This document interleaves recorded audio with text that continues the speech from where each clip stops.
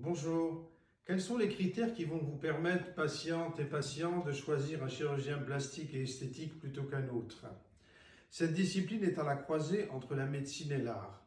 Votre chirurgien devra donc non seulement avoir les compétences et les diplômes requis, mais aussi un sens artistique. Lorsque vous allez en consultation, vous allez confier votre corps au chirurgien, mais aussi vos désirs de transformation et de modification.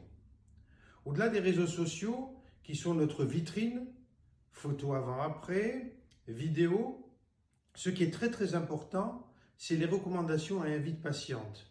Recommandations que vous trouverez postées sur le net, mais recommandations aussi que l'on peut obtenir par le bouche à oreille.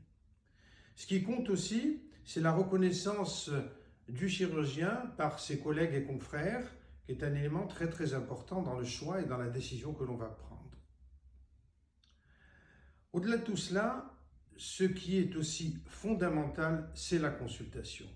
Lors de la première consultation, il faut que vous puissiez apprécier le cabinet médical, la manière dont vous êtes reçu par le chirurgien, son écoute, le temps qu'il va prendre lors de la consultation, car la décision finale, ce sera vos désirs évidemment, mais les conseils de chirurgien.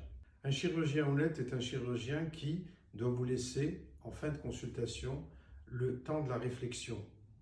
Il y a un délai de rétraction et je dis souvent à mes patientes, prenez le temps de la réflexion et revenez me voir tranquillement. Enfin, dernier élément, et qui est d'importance, c'est le post-opératoire. Le post-opératoire fait partie du traitement et de la prise en charge des patientes. Il faut impérativement que le chirurgien qui vous prend en charge soit un chirurgien qui puisse répondre à vos appels, qui puisse vous voir en consultation régulièrement en cas de problème. Les patients sont souvent très angoissés en post-opératoire.